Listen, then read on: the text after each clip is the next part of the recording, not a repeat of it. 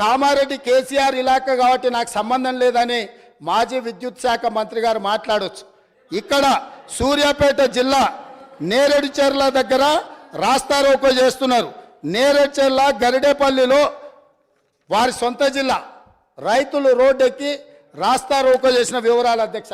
అదేవిధంగా గరిడేపల్లి కల్మల చెరువు సబ్ స్టేషన్ను ముట్టడి చేసి రైతులు ధర్నా చేస్తున్నారు అధ్యక్ష. అదేవిధంగా మేళ్ల చెరువు అక్టోబర్ 15 నాడు సూర్యాపేట జిల్లా మేళ్ల చెరువులో రైతులు నిరసన బాట పట్టారు అధ్యక్ష. అదేవిధంగా కరెంటు సమస్యలతో గద్వాల్లో 24 గంటల కరెంటు రావట్లేదని సబ్ స్టేషన్ని ముట్టడి చేసిన వివరాలు అధ్యక్ష. అదేవిధంగా అధ్యక్ష, కరెంటు కోతల వల్ల కన్న కొడుకు చచ్చిపోతే కరెంటు కోతతో కొడుకు, కడుపు కోతతో తల్లి బలి.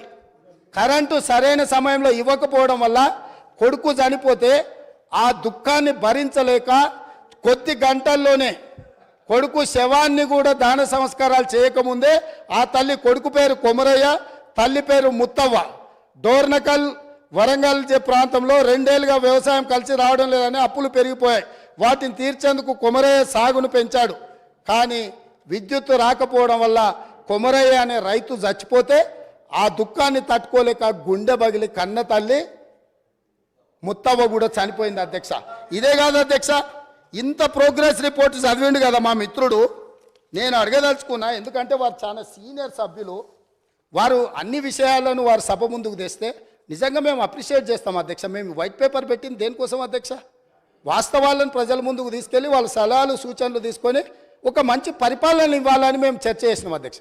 ఇంత చర్చ జరిగినా అక్బరుద్దీన్ ఓవైసీ గారు శ్రీశైలం ఎడవగట్టు కాల్వ 1988-89లో ఆనాటి కాంగ్రెస్ ప్రభుత్వం 89లో ప్రారంభించింది, 2001లో పూర్తయింది.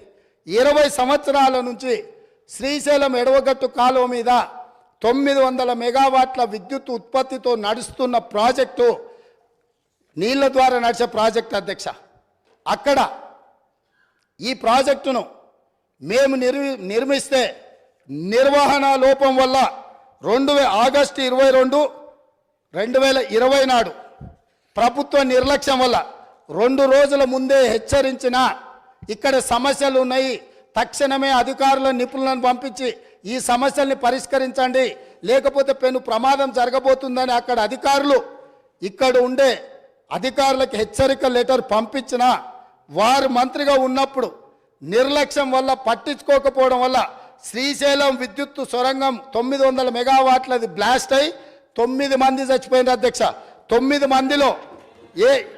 మందిలో ఏఈ ఉజ్మా ఫాతిమా హైదరాబాద్ ఓల్డ్ సిటీలో, ఆ అమ్మాయికి మైనారిటీ కాంగ్రెస్ పార్టీ ఇచ్చిన రిజర్వేషన్తో ఆ అమ్మాయి ఇంజనీరింగ్ చదివి ఉద్యోగం చేసి అక్కడ చేరితే ఆ అమ్మాయి ఒక మహిళ అయి ఉండి, ఆడబిడ్డ అయి ఉండి అక్కడ ఉద్యోగం చేస్తుంటే ఆ అమ్మాయి చనిపోతే ఆ కుటుంబాన్ని మేము ఇంటికెళ్ళి పరామర్శించినాము, మేము ఆదుకున్నాం ఆ కుటుంబాన్ని.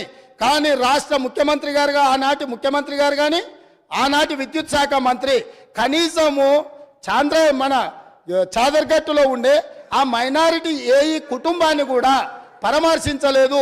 శ్రీశైల సొరంగము పేలిపోవడం వల్ల 9 మంది ఉద్యోగస్తులు అక్కడికక్కడనే బుగ్గిపాలైపోయిన శవాన్ని కూడా గుర్తించలేని పరిస్థితిలో ఖాళీ బూడిదై మసైపోయినారు.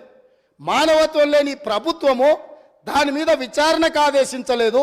కనీసం ప్రమాద స్థలాన్ని మేము పరిశీలించి బాధితులకు కొంత ఉపశమనం కలిగిద్దామంటే మమ్మల్ని పోలీసులను పెట్టి అరెస్ట్ చేసి పోలీస్ స్టేషన్లలో కూసబెట్టినారు అధ్యక్ష.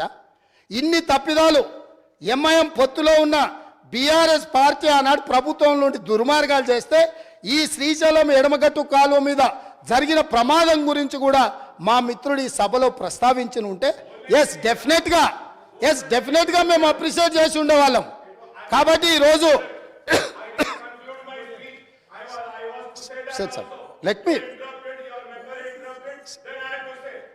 కాంగ్రెస్ పార్టీ నాయకులు మాట్లాడతారు అధ్యక్ష.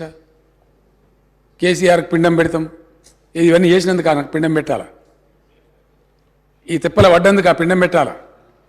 మీ వల్ల కాని పని, మీ నాయకులు ఎంతరో మంది ఎన్నిరూపి పారిపోయినటువంటి తెలంగాణ ఉద్యమాన్ని నేను భుజానేసుకొని అనేక కష్టాలు పడి దీక్షలు చేసి చివరికి నా చావు మీద తెచ్చుకునేంత a brand ప్రయత్నంలో that is Telangana struggling to get తెచ్చిపెడితే sales online? మీకు పిండం పెడతామంటే ఎవరు హర్షిస్తారు అధ్యక్ష? ఇదేనా సంస్కారం? ఇదొక పద్ధతి, ఇదొక పార్టీ, దీనికో లెక్కన చాలా బాధ కలుగుతుంది అధ్యక్ష, దుఃఖం వస్తుంది. ఎందుకంటే ఏందండి నాకు అర్థం కాదు. ఇది పూర్తిగా ఎటుపడతాడు నోరుంది కదా అని విచ్చలవిడిగా మీ పార్టీల నియంత్రణ లేకపోవచ్చండి, కానీ సంఘం చూస్తుంది కదా, సమాజం చూస్తుంది కదా. నన్ను అడుగుతున్నారు మొన్న రాహుల్ గాంధీ ఏదో ఒక మాట అందరికి మోడీ పేరేమున్నదంటే 2 సంవత్సరాల జైలు శిక్ష విధించారు అధ్యక్ష. అఫ్కోర్స్ నిన్న సుప్రీంకోర్టు స్టే ఇచ్చింది, సభ్యత్వం కూడా తీసేసిండ్రు. మేము ఆ చర్యలు తీసుకోలేమానండి? మేము తీసుకోకపోదుమా? మీరు ఏదో స్వేచ్ఛ కావాలి, స్వేచ్ఛ ఇచ్చినాం, మేము చాలా లిబరల్గా ఉంటున్నాం, డెమోక్రాటిక్గా ఉంటున్నాం, అన్ని రకాలుగా బాగుంటున్నాం.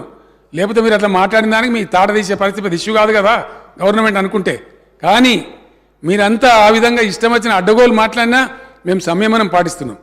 మేము ఇది పోలీసులు ఉసుగొల్పుతలేం, ప్రజలే తీర్పు చెప్తారు రేపు పొద్దున అనే ఉద్దేశంతో మేము ముందుకు పోతా ఉన్నాం.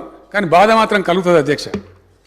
ఎక్కడ ఏం చేయని వాళ్ళు తెలంగాణ ఉద్యమం జరుగుతున్న దాని మీదకి తుపాకులు తీసుకొని పోయిన వాళ్ళు మాట్లాడతారు అధ్యక్ష. ఇలా 2 పార్టీల అధ్యక్షులు అధ్యక్ష. కాంగ్రెస్ పార్టీ అధ్యక్షుడేమో రైఫిల్ తీసుకొని పోయిండు కరీంనగర్ జిల్లాకు, ఇంకో పార్టీ అధ్యక్షుడేమో అందరు రాజీనామా చేస్తుంటే ఆయన ఒక్కడు మాత్రం రాజీనామా చేయకుండా అమెరికాకు వాడిపోయింది అధ్యక్ష, భారతీయ జనతా పార్టీ. ఆ ఉన్న ఒక వ్యక్తి ఎన్ఎల్ లక్ష్మీనారాయణ నిజామాబాద్ టౌన్లో ఆయన ఉండే, ఆయన రాజీనామా చేసిండు అధ్యక్ష. మమ్మల్ని నమ్మి రాజీనామా చేస్తే నేను స్వయంగా పోయి, నేను అప్పుడే దీక్ష నుంచి విరమించుకొని వచ్చిన, నాకు ఆరోగ్యం బాగా లేకున్నా ఆయన కోరిన టైంలో 4 PM రావాలని చెప్తే నేను పడుకుంటా లేసుకుంటా 4 PM పోయి వీళ్ళ ఆనాటి పెద్ద లీడర్ వీళ్ళ దాంట్లో డి శ్రీనివాస్ గారని ఆయనను ఓగొట్టి మళ్ళీ లక్ష్మీనారాయణ గారిని సిన్సియర్ గెలిపించిన అధ్యక్ష. ఇవన్నీ అతి తక్కువ సమయంలో విద్యుత్ ఎక్కడిది అధ్యక్ష? కాంగ్రెస్ హయాంలో విద్యుత్తు మొన్న కూడా వీళ్ళ కడుపుల సంగతి బయట పెట్టింది. ఇస్తామని చెప్పింది 9 గంటలు, ఇచ్చేది పొద్దాగా 3 గంటలు, రాత్రి 4 గంటలు. ఆడికో ఈ షాకులు కొట్టి సావా, పాములు గారి సావా, వందల మంది రైతులు చచ్చిపోయారు అధ్యక్ష. పెద్ద దానికి ఇవాళ 24 గంటల కరెంట్ ఇస్తుంటే దాని మీద కూడా అడగోలుగా మాట్లాడతారు అధ్యక్ష. వాళ్ళకున్న అలవాట్లు ఇతరులకు ఉన్నాయనుకుంటారు. ఎంత క్రమశిక్షణ పాటిస్తే, ఎంత పటుత్వంగా పనిచేస్తే ఇండియా మొత్తంలో అధ్యక్ష, దయచేసి 1 పాయింట్ చాలు, ఏదైనా చూడడానికి పరిశీలించడానికి కొన్ని సరిపోతాయి అధ్యక్ష, కొన్ని సూచికలు.